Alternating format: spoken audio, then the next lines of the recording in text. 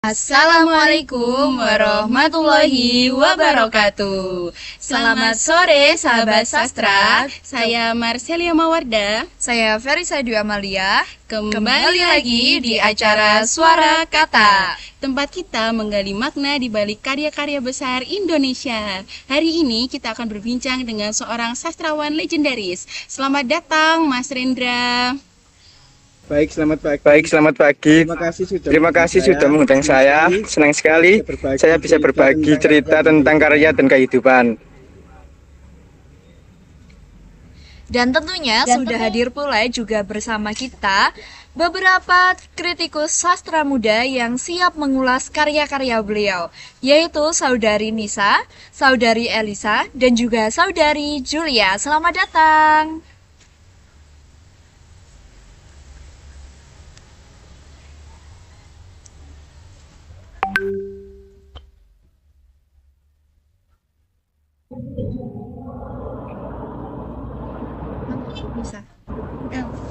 Baik, terima kasih teman-teman. Saya sangat merasa terhormat bisa berdiskusi langsung dengan salah satu tokoh besar sastra Indonesia, yaitu Mas Rendra. Mas Rendra, mari kita mulai dari karya yang sangat dikenal, yaitu Blues untuk Bani. Apa yang sebenarnya ingin Anda sampaikan melalui puisi ini? Puisi itu lahir dari keprihatinan saya terhadap rakyat kecil di kota. Banyak orang-orang hidup di bawah bayang-bayang pembangunan, tapi tidak pernah merasakan hasilnya. Saya ingin menyuarakan mereka yang terpinggirkan. Saya melihat gaya bahasa dalam puisi ini sangat lugas ya, Mas. Bahkan seperti orasi. Apakah itu disengaja? Betul. Saya ingin puisi terasa hidup, seperti suara di jalanan. Bagi saya, puisi bukan sekedar keindahan kata, tapi alat perjuangan. Karena itu saya sering memakai gaya pamflet. Tapi jujur. Baik, luar biasa. Jadi nilai budaya yang muncul di sini adalah kemanusiaan dan solidaritas sosial ya. Benar, dan pesan moralnya itu jangan diam melihat ketidakadilan. Selanjutnya, yaitu Sajak-sajak Sepatu Tua. Judulnya sederhana, tapi maknanya dalam. Bisa diceritakan, Mas? Baik. Puisi itu saya tulis ketika banyak bepergian dan melihat dunia yang berubah cepat. Sepatu tua melambangkan perjalanan dan pengalaman hidup manusia yang terus belajar dan mencari makna. Saya cukup tertarik dengan gaya bahasa puisinya yang lembut dan refleksi, berbeda dengan puisi-puisi sosial Anda yang lain. Karena di sini saya ingin mengajak pembaca merenung. Hidup itu bukan hanya bergerak, tapi juga memahami arah. Sepatu tua adalah sanksi waktu sama seperti manusia yang menua tapi semakin bijak. Jadi nilai budayanya lebih ke refleksi dan kebijaksanaan ya. Sementara pesan moralnya agar kita tidak melupakan jati diri meski dunia berubah. Betul sekali.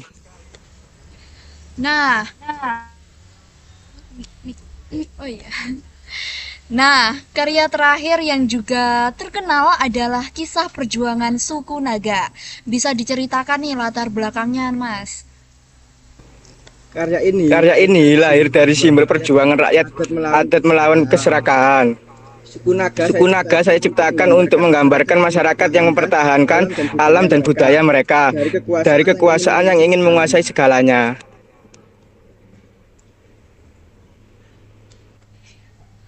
Gaya bahasanya puisi sekaligus teatrikal, banyak simbol alam-alam, tanah, pohon, air seolah-olah berbicara sendiri.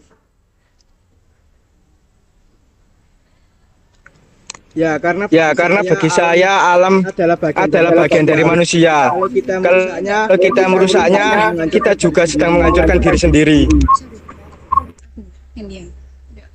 Sungguh pesannya relevan sampai sekarang ya. Pembangunan seharusnya manusiawi, bukan merusak alam.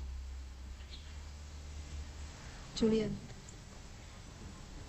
Benar, nilai budaya yang kuat di sini adalah pelestarian tradisi dan keselarasan dengan alam. Pesan moralnya, keadilan sosial, tanggung jawab lingkungan. Jawab. Aku ya. Oh iya. Baik, sekarang kita buka untuk sesi diskusi. Bagi para penonton yang ingin mengajukan pertanyaan, dipersilahkan.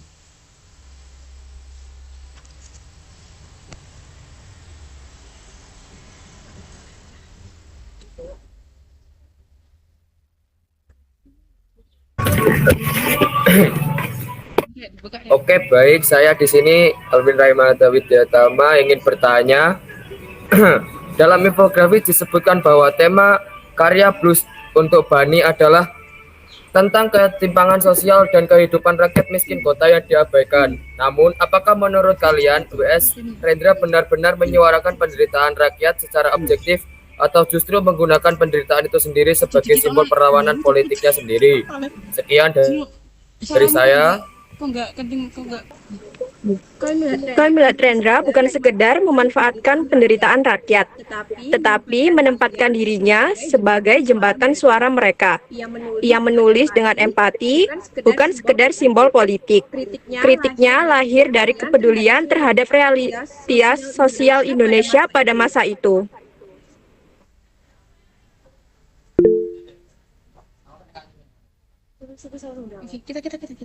Saya ingin menyangga atas jawaban dari kelompok 5. Baik, dipersilahkan untuk Kirana. Baik, tetapi kalau saya perhatikan itu ya, gaya bahasanya itu tegas dan juga penuh ironi sosial begitu.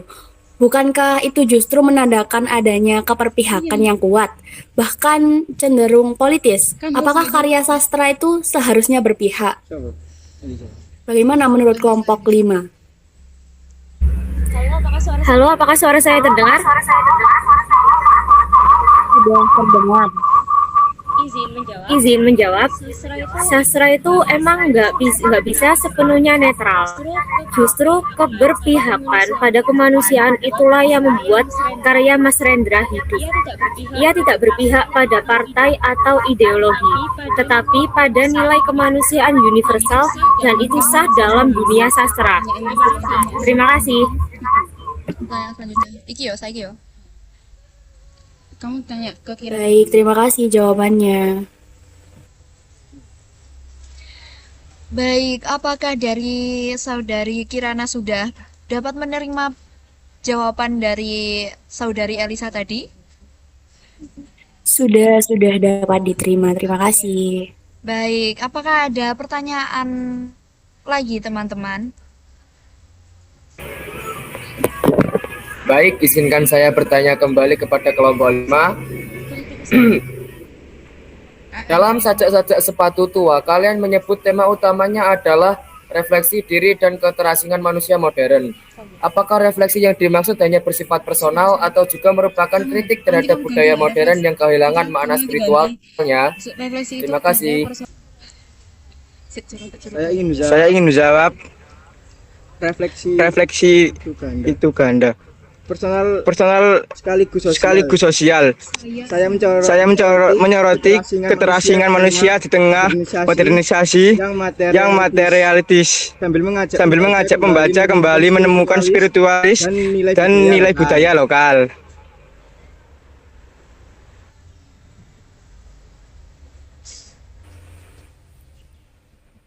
Ingin menyanggah dari jawaban Mas Putra tadi. Kalau begitu, mengapa gaya bahasanya itu justru sederhana dan reflektif, bukan simbolis atau eksperimental? Bukankah bentuk bahasa juga harus menggambarkan kompleksitas tema yang diangkat ya? Sekian. Baik, izin jawab. Kesederhanaan justru menjadi kekuatan. Kesederhanaan justru menjadi kekuatan. Dengan bahasa yang lugas, pesan spiritual dan refleksi diri menjadi lebih mudah dicerna tanpa kehilangan kedalaman makna.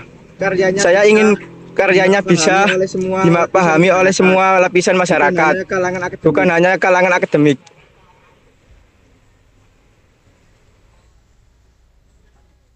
Baik, apakah sanggahan dari Kirana tadi yang telah dijawab oleh Mas Rendra ini bisa diterima? Bisa, baik. Terima kasih atas jawaban yang sudah diberikan. Baik teman-teman, kita masih membuka untuk sesi diskusi lagi. Bagi ada yang memiliki pertanyaan, silakan diungkapkan.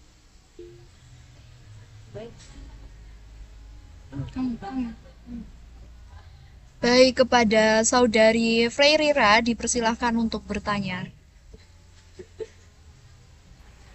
Baik, terima kasih atas kesempatan yang diberikan. Nah, tadi dalam kisah perjuangan suku Naga, kalian menekankan pentingnya mempertahankan kearifan lokal dan solidaritas komunitas.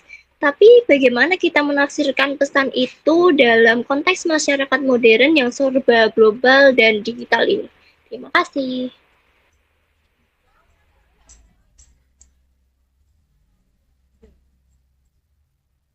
Izin menjawab, apakah suara saya terdengar? Izin menjawab, apakah suara saya terdengar?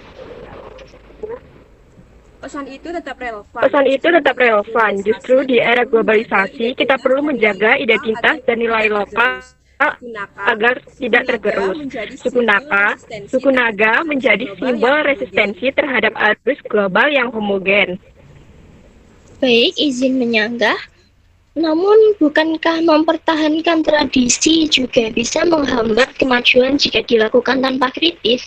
Misalnya, apakah semua nilai lokal selalu positif untuk diteruskan? Baik, izin menjawab. Apakah suara saya sudah terdengar?